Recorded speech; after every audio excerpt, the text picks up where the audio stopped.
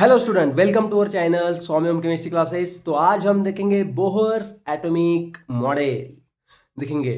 तो इस मॉडल में हम देखेंगे कि बोहर्स के पोस्टुलेट्स क्या है। मतलब ये पार्ट 1 होगा और पार्ट 2 हम नेक्स्ट लेक्चर में देखेंगे। तो सब कुछ देखने से पहले लाइक करो, शेयर करो एंड सब्सक्राइब करो दिस लेक्चर इन यूट्यूब। तो जो ये लेक्चर है होने वाला है एक बेसिक्स ऑफ केमिस्ट्री सीरीज का है।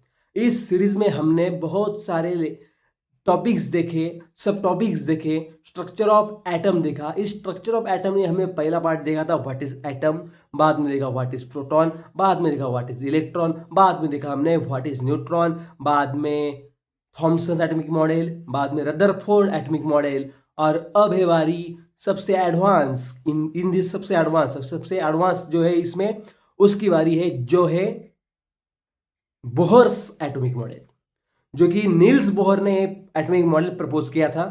तो इस थ्योरी के अनुसार इसने कुछ कमियां जो थी रदरफोर्ड की वो कम कर दिए। लेट अस स्टार्ट करते हैं Bohr's atomic model. Bohr's atomic model. अब पार्ट फर्स्ट होगा, पार्ट फर्स्ट। तो इससे पहले, इस लेक्चर से पहले हमें ये जानना पड़ेगा कि पार्टिकल नेचर क्या है, वेव नेचर क्या है, वेव पार्टिकल ड्यूअलिटी क्या है, ये हम देखेंगे। तो इसे करते हैं हम पार्ट 2 करते हैं इसको। आज का पार्ट जरा सा हम चेंज करके बोहर्स एटॉमिक मॉडल लेंगे हम बाद में, लेकिन पहला पार्ट लेंगे हम wave particle duality. Wave particle duality ये देखेंगे, वेव पार्टिकल ड्यूअलिटी देखेंगे। वेव नेचर क्या है, पार्टिकल नेचर क्या है लाइट का। अबे लाइट का दो नेचर होता है, एक पार्टिकल नेचर होता है जो क्वांटा के फॉर्म में आता है, क्वांटा जो packets of photons, and second होता है इसमें वेव नेचर। तो वेव नेचर कैसे बनती है कि आपको पता है इलेक्ट्रोमैग्नेटिक वेव। अगर हम कोई वेव देखेंगे, अगर ये वेव है कोई, ओके, अगर ये कोई वेव है तो इस वेव में हमें पता है कि कुछ तरंगे होती है ऐसे, बाद में एक्सचेंज होंगे, और कुछ इसे इसके परपेंडिकुलर होते हैं, कुछ इसके परपेंडिकुलर होते हैं। क्या होते हैं? परपेंडिकुलर। और इस डायरेक्शन में होती है magnetic field, magnetic field, and इस डायरेक्शन में होते हैं इलेक्ट्रिक फील्ड। मतलब इलेक्ट्रिक फील्ड को परपेंडिकुलर है कौन? Magnetic field. Therefore perpendicular, electric field को परपेंडिकुलर है magnetic field, hence it is known as electromagnetic wave, electromagnetic wave. अब ए नेचर तो इसका है सॉरी, ए नेचर तो वेव का है, और इसके साथ ही क्वांटा ट्रेवल करते हैं, क्वांटा ट्रेवल करते हैं और वो हमारे पास तक आते हैं। आपको पता होगा कि शायद लाइट की स्पीड कितनी है, 3 × 10⁸ मीटर पर सेकेंड। उसे कैलकुलेट किया तो वो आएगा लगभग 3 लाख किलोमीटर पर सेकेंड। मतलब सूर्य की जो किरणें हैं, सूर्य की रेज जो है, सन की रेज जो है, सन की रेज पृथ्वी तक आने में लगभग 8 मिनट का टाइम लगता है, 8 मिनट का टाइम लगता है। कितना? 8 मिनट का। तो इसी फॉर्म में आते हो इलेक्ट्रोमैग्नेटिक एंड पार्टिकल नेचर की फॉर्म में। बस ये हुई कुछ बात वेव की। वेव पार्टिकल ड्यूरिंग नेचर ने देखा, पार्टिकल नेचर भी है लाइट को है particle nature particle nature, and second है वेव नेचर। कौन सा है? Particle nature and wave nature. और ये particle nature and wave nature बनकर ही एक लाइट तैयार होती है, एक लाइट फॉर्म होती है, जो ये दो टाइप के नेचर से तैयार होती है, एक पार्टिकल और एक वेव नेचर। समझ में आया आपको? यस। नेक्स्ट पार्ट देखते हैं। कुछ इस वेव के बारे में भी कुछ जानकारियां है। तो जानकारी लगभग कैसे है कि इसमें लगभग एम्पलीट्यूड है वेव का, वेव का इसमें वेवलेंथ है, बाद में इसका वेव नंबर है, फ्रीक्वेंसी है, ये 4 पॉइंट हमें देखने हैं, बहुत जरूरी है। ओके, देखते हैं 4 पॉइंट लगभग। इसको हम थोड़ा छोटा सा ड्रॉ करेंगे और एक 4 पॉइंट देखेंगे जो काफी इंपॉर्टेंट है इस लेक्चर के लिए। हम इसके ऊपर कुछ एमसीक्यू लेंगे। तो इस लेक्चर को हम नाम देंगे wave particle duality and electric field and Bohr's atomic model part first. Okay, part first. Late us see here. First है वेवलेंथ। फर्स्ट है वेवलेंथ। तो वेवलेंथ क्या होती है? वेवलेंथ होती क्या है? वेवलेंथ होती क्या है? वेवलेंथ देखो ऐसा है कि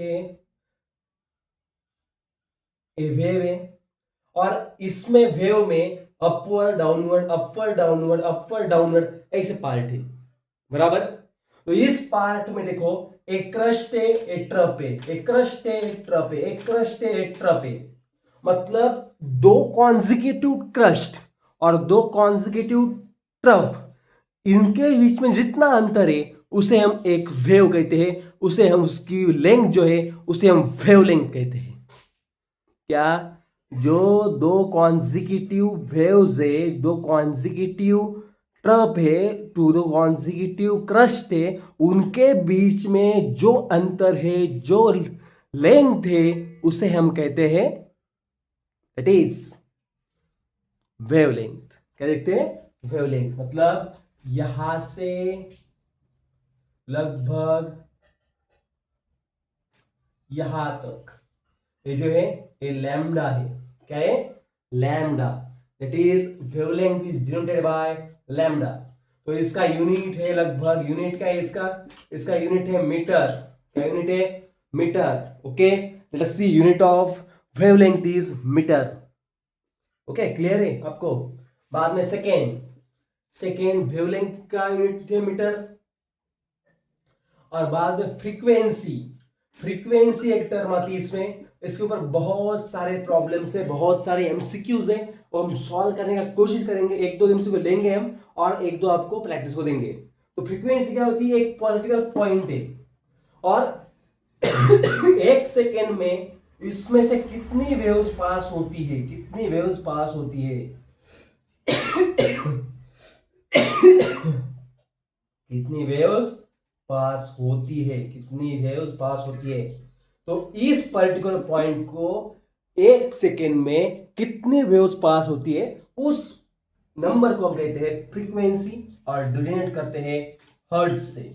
डिनोट करते हैं हर्ट्ज से। आज थोड़ी तबीयत ठीक नहीं है लेकिन लेक्चर करना भी जरूरी है, तो थोड़ा सा पार्ट हम जो बोहर्स एटॉमिक मॉडल का है हम बाद में देखेंगे। आज सिर्फ हम देखेंगे 4 कंसेप्ट और उसके ऊपर 2 एमसीक्यू और 2 न्यूमेरिकल्स।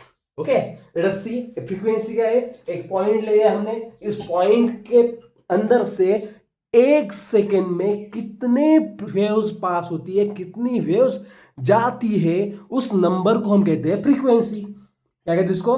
फ्रीक्वेंसी कहते हैं, उसको कहते हैं फ्रीक्वेंसी। तो ये फ्रीक्वेंसी जो है वो होती है हर्ट्ज में। नंबर थर्ड, नंबर थर्ड, इस थर्ड में है देखो वेवलेंथ हो गया, फ्रीक्वेंसी हो गई। नेक्स्ट है एम्पलीट्यूड। नेक्स्ट है एम्पलीट्यूड। अब एम्पलीट्यूड क्या है? सबसे आसान part. Amplitude is nothing but, amplitude is nothing but, is nothing but it is an height of wave, height of wave। Wave की हाइट जितनी है उसे हम कहते हैं एम्पलीट्यूड। हाइट कितनी है वेव की? हाइट कितनी है मतलब यहां से यहां का डिस्टेंस कितना है, वो हम डिटरमाइन करते हैं किसमें?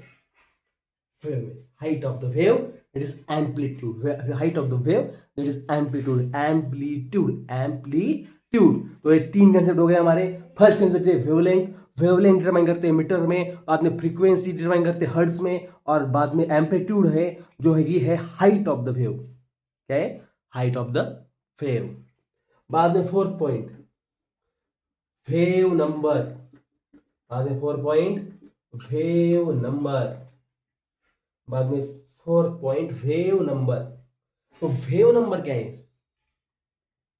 सबसे आसान पार्ट है wave number. It is an reciprocal of, it is an reciprocal of wavelength, it is an reciprocal of wavelength. मतलब ये डिनोट करते हैं हम न्यू बार से, ये डिनोट करते हैं हम न्यू से, ये डिनोट करते हैं हम ए से। इस साइन भी बहुत जरूरी है, आपको बाद में डायरेक्ट नहीं बोला जाएगा, आपको सिर्फ साइन देंगे। साइन देने के बाद को पता होना चाहिए कि किस टर्म का साइन कौन सा है।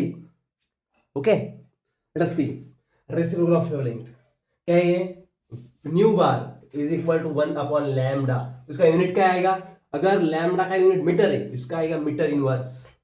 यूनिट है इसका मीटर इनवर्स। ओके, 4 पॉइंट हो गए, वेवलेंथ हो गया, फ्रीक्वेंसी हो गया, एम्पलीट्यूड हो गया, वेव नंबर हो गया। और एक चीज आपको पता होनी चाहिए इस दौरान कि पांचवा है स्पीड ऑफ लाइट।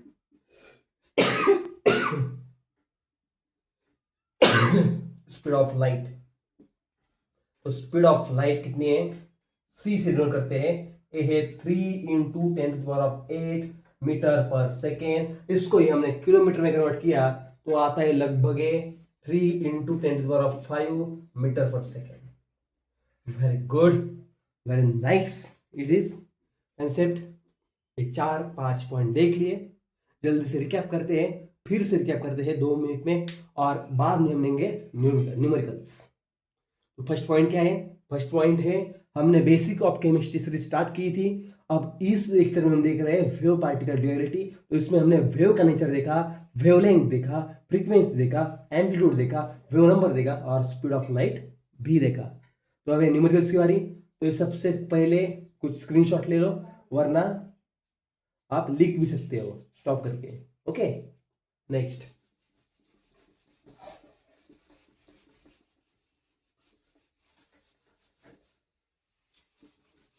तो न्यूमेरिकल से ऐसा है कि हमें बताया गया है कि फ्रीक्वेंसी निकालो। एक वेवलेंथ दी गई है और वेवलेंथ में एक ब्लू रेस की और बाद में रेड रेस की वेवलेंथ दी गई है।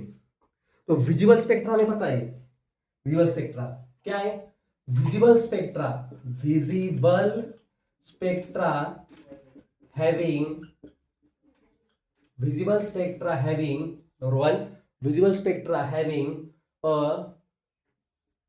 visible spectra having a wavelength lambda a for red light is 750 nanometer and wavelength for blue light it is about 400 nanometer. What is the frequency range? What is the frequency range? What is the frequency range? Okay, तो एक जो है सवाल है, इसमें given क्या है? देखो गिवन लिखते हैं पहले। गिवन है इसमें lambda R is equal to 750 nanometer. 1 nanometer मतलब 10⁻⁻9 नैनोमीटर, मतलब 750 इंटू 10⁻⁻9 मीटर। बाद में lambda B is equal to 400 nanometer equal to 400 into 10⁻⁻9 meter. Clear? अब एक फॉर्मूला है, वेरी इंपॉर्टेंट फॉर्मूला है। हमें फ्रीक्वेंसी पूछिए, हम निकालेंगे रेड के लिए, और फ्रीक्वेंसी पूछिए हमारे ब्लू के लिए। तो एक फॉर्मूला है general, C upon lambda, C upon lambda, lambda R lambda B. C क्या है? स्पीड ऑफ लाइट, हमें पता है कितनी हो, लगभग वो है 3 इंटू 10⁸। और लैम्डा आर कितना है? लैम्डा आर है 750 इंटू 10⁻⁹। तो इसकी लगभग आती है, देखो ये ऊपर जाएगा तो क्या प्लस में हो जाएगा, 8 + 9 17, 10⁻17 17 है, 17 इंटू 3/750। ओके, करेंगे इसको बाद में, इसको लिख देते पहले 3 into 10⁸ upon 400 into 10 to power of -9, ये होगा शायद 10 टू पावर ऑफ 17, 3/400। ओके, तो क्या करेंगे, इसको हम कट करेंगे, यहां से कट करेंगे।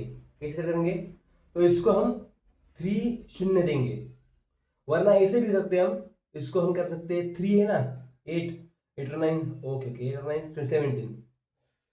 तो देखो सिंपल सी बात है, 2 शून्य कट कर दो, मतलब यहाँ पे आएगा 15, यहाँ पे 2 शून्य कट कर दो, यहाँ पे आएगा 15, फिर 1 शून्य आगे ले लो, 1 शून्य आगे ले लो, लिया, यहाँ पे आएगा 14, यहाँ आएगा 0.4, यहाँ आएगा 0.7, ओके, यहाँ पे आएगा 14, तो ये लगभग आएगा 4 into 10 to power of 14 hertz. क्या आएगा, 4 into 10 to power of 14 hertz. और ये क्या आएगा, लगभग ये आएगा लगभग देखो 7.5 into 10 to power of 14 hertz. करके देखो आप, सिंपल से मैथमेटिक्स से 3/75 मतलब 150 टू द 300, मतलब 4 आ गया और ये गया 7.5। ओके, तो आंसर क्या है, the frequency range for the blue light is about 7.5 into 10 to the power 14 hertz and for red light it is a 4 into 10 to the power 14 hertz। तो एक सवाल आपके लिए, तो लास्ट पार्ट है, एक होमवर्क दूंगा आपके लिए मैं, यहीं पे मैं एक आपको पूछता हूँ कि ये जो दिए है नंबर दिए है, इसमें फ्रीक्वेंसी रेंज तो हमने निकाल ली, बराबर, फ्रीक्वेंसी रेंज तो निकाल ली, आप सिर्फ वेव नंबर कैलकुलेट करना है, आपको करना है calculate wave number for this. तो आप इसको कैलकुलेट करो और अगले लेक्चर में हम क्या करेंगे, इसका जो पॉइंट है वो लेंगे और इसका आंसर बताएंगे। तब तक आप इसका आंसर निकालो और kindly watch this videos. Swami Om chemistry classes के चैनल के ऊपर जो वीडियो आती है वो देखते जाओ, आपके फायदे की ही होगी। मैंने चैनल स्टार्ट किया था 2023 में, मतलब तब तक कोई कंटिन्यूटी नहीं थी, लेकिन अब कंटिन्यूटी का मतलब पता चला है। सीरियसली मैं वीडियोस कर रहा हूँ, तो लाइक करो, शेयर करो एंड सब्सक्राइब करो। धन्यवाद।